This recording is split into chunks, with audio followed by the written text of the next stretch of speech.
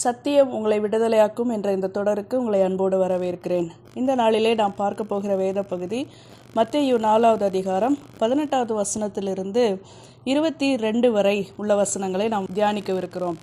இந்த வசனங்களிலே நாம் பார்ப்பது இயேசு கிறிஸ்து முதலாவது தன்னுடைய ஊழியத்தை துவங்கின பின்பு தன்னோடு கூட பணி செய்ய சீஷர்களை தெரிந்து கொள்ளுகிற சம்பவத்தை இதிலே பார்க்க போகிறோம். மனம் திரும்புங்கள், பரலோக ராஜ்யம் சமீபித்திருக்கிறது என்று அவர் பிரசங்கித்தார் என்பதை வாசித்தோம். இப்பொழுது அவர் தனக்கான சீஷர்களை தெரிந்து கொள்ளுகிறார். சீஷர்களை அதிக கல்விமான்களையோ அல்லது பெரிய செல்வந்தர்களையோ அவர் தேடி செல்லவில்லை. மாறாக எளிமையானவர்களை அவர் தெரிந்து கொள்ளுகிறார்.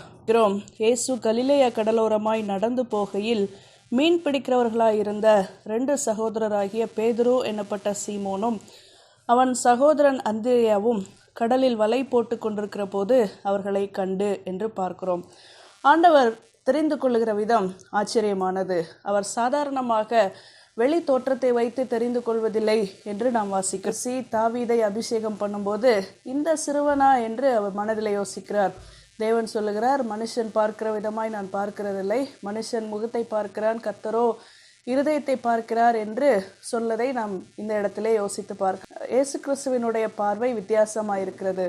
பேதுருவையும் அந்திரேயாவையும் குறித்த தேவ திட்டத்தை தரிசனமாய் கொண்டவராக அவர்களை அழைக்கிறார்.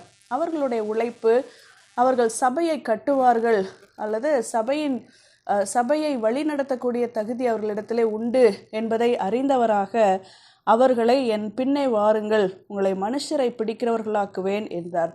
இயேசு கிறிஸ்து 100% மனுஷகுமாரன், தெய்வகுமாரன் என்று பார்க்கிறோம். இங்கே அவர் ஒரு தீர்க்கதரிசியாகவும் செயல்படுகிறார். மனுஷரை பிடிக்கிறவராய் உங்களை மாற்றுவேன் என்று சொல்லி அவர்களை ஊழியத்திற்கு அழைக்கிறார். உடனே அவர்கள் வலைகளை விட்டு அவருக்கு பின் சென்றார்கள். இந்த உடனே பின் செல்லுகிற அனுபவம் தான் சீஷர்களுக்கு அடிப்படையான ஒரு தகுதியாக இருக்கிறது. இந்த நாளிலே நாம் யாவரும் கிறிஸ்தவ ஒழுங்குகளை சரியாய் கடைபிடிக்க முயற்சி செய்கிறோம். சரியாய் கடைபிடிப்பதாய் கூட நாம் பெருமை கொள்வதுண்டு. ஆனால் இயேசு கிறிஸ்துவுக்கு பக்த கோடிகள் தேவையில்லை, சீஷர்கள் தான் தேவை. காரணம், உடனே அவர் சொல்வதை கீழ்ப்படிந்து அவருக்கு இருந்த அதே மனபாரத்தை கொண்டவர்களாக சீஷர்களும் இருக்க வேண்டியது அவசியம். அல்லது மேலும் அவருடைய மன ஓட்டத்தை அறிந்தவர்களாக, அவருடைய தரிசனத்தை நிறைவேற்றுகிறவர்களாக சீஷர்கள் இருக்க வேண்டும். அப்படிப்பட்ட தகுதி இவர்களிடத்தில் இருப்பதாய் உணர்ந்து இவர்கள் இருவரையும் ஊழியத்திற்கு அழைக்கிறார். அடுத்தது 21வது வசனத்திலே பார்க்கிறோம், அவர் அவ்விடம் விட்டு போகையில் வேறே 2 சகோதரர்களாகிய செபதேயுவின் மகன் யாக்கோபும் அவன் சகோதரன் யோவானும் தங்கள் தகப்பன் செபதேயுடனே படவிலிருந்து தங்கள் வலைகளை பழுது பார்த்து கொண்டிருந்த போது என்று சொல்லுகிறார். அங்கே 2 சகோதரர்கள் கடலிலே வலையை போட்டு கொண்டிருக்கும் போது அவர்களை அழைக்கிறார். இங்கே 2 சகோதரர்கள் தகப்பனோடு கூட வலைகளை பழுது பார்த்து கொண்டிருக்கிறார்கள். இயேசு கிறிஸ்து அவர்களிடத்திலே விசேஷமான ஒரு குணநலனை பார்ப்பதாக நாம் புரிந்து கொள்ள முடியும். தகப்பனோடு கூட இணைந்து செயல்படுகிற, தகப்பனுக்கு கீழே இருந்து பணியாற்றுகிற, பக்குவமாய் காரியங்களை செய்கிற, பழுது பார்க்கிற ஒரு நபராக இவர்களை பார்க்கிறார். நிச்சயம் இவர்களை சபையை ஸ்தாபிக்கும் பணியிலே, ஊழியத்திலே நிறைவேற்றுவார்கள், பெரிதான காரியங்களை செய்வார்கள் என்று உணர்ந்தவராக அவர்களை அழைக்கிறார். உடனே அவர்கள் படவையும் தங்கள் தகப்பனையும் விட்டு அவருக்கு பின் சென்றார்கள். சிலர் கேட்பதுண்டு, தகப்பனை அப்படியே விட்டு போவதா சீஷத்துவம் என்று. ஆண்டவர் அப்படி சொல்லவில்லை.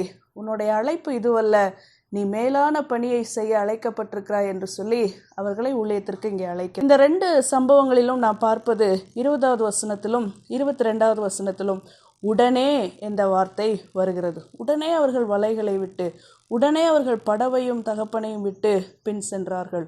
இங்கு பின் செல்லுகிற அனுபவம் சீஷர்களுக்கு தேவை. பின் சென்றால்தான் அவர்கள் சீஷர்கள் என்பதை பார்க்கிறோம். அடுத்தது சீஷர்களுக்குரிய முக்கியமான ஒரு குணநலன் இருக்க வேண்டிய ஒரு பண்பு, விட்டு தங்களுடைய காரியங்களை விட்டுவிட்டு தங்களுடைய செல்ஃப் ஐடென்டிட்டி, என்னுடைய அடையாளம் மீன் பிடிக்கிறவன், நான் இதை இனிமேல் செய்ய போவதில்லை, என்னுடைய அடையாளம் நான் ஆண்டவருக்காக வேறு பிரிக்கப்பட்டவன் என்கிற எண்ணத்தோடு அவர்கள் பணி செய்ய வேண்டும். ஆண்டவர் இப்படிப்பட்டவர்களைத்தான் சீஷர்களாக தெரிந்து கொள்ளுகிறார். நீங்களும் நானும் சீஷர்களாக இருக்க அழைக்கப்படுகிறோம். நமக்கென்று ஆண்டவர் கொடுத்திருக்கிற பெரிய ராஜரீக பணி ஆத்துமாக்களை அவருக்காக ஆயத்தம் செய்வது. நாம் செயல்படுவோம், உடனே கீழ்ப்படிவோம், சீஷர்களாக மாறுவோம், சீஷர்களாக பிறரை மாற்றுவோம். கர்த்தர் உங்களை ஆசீர்வதிப்பாராக. ஆமென்.